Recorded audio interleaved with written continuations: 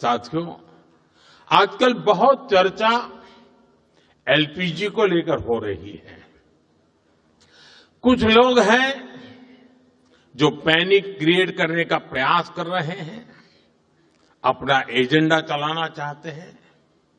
मैं इस समय उन पर राजनीतिक टिप्पणी नहीं करना चाहता, लेकिन इतना जरूर कहूंगा कि ऐसा करके वो जनता के समक्ष खुद को एक्सपोज हो ही रहे हैं, पूरे देश का भी बड़ा नुकसान कर रहे हैं।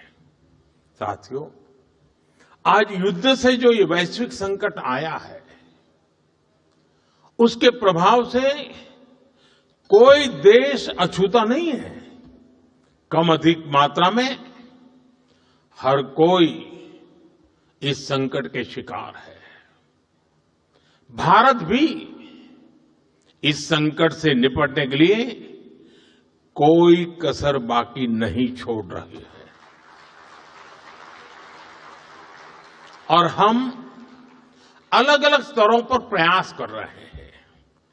बीते दिनों दुनिया के कई देशों के शीर्ष नेताओं से मेरी इसको लेकर बातचीत हुई है। सप्लाई चेन में जो बाधाएं आई हैं, उससे हम कैसे पार पाएं, इसके लिए भी निरंतर प्रयास चल रहे हैं।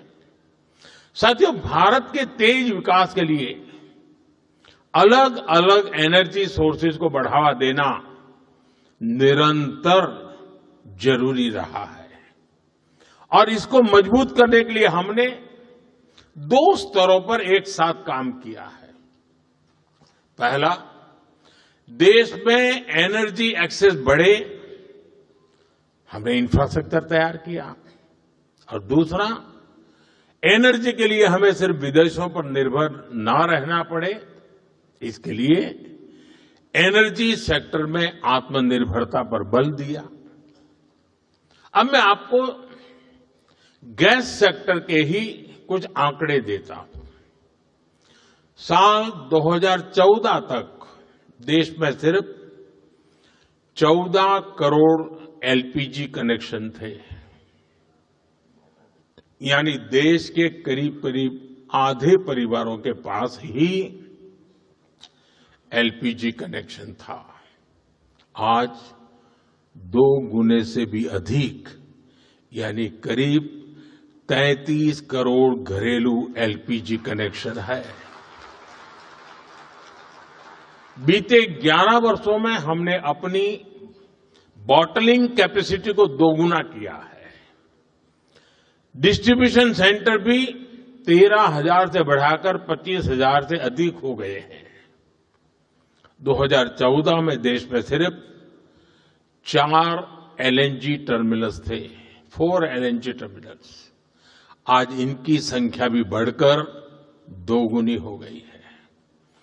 गैस पाइपलाइन जो करीब 3,500 किलोमीटर होती थी, उसको 10,000 किलोमीटर तक विस्तार किया है, क्योंकि करीब 60% एलपीजी विदेशों से आती है।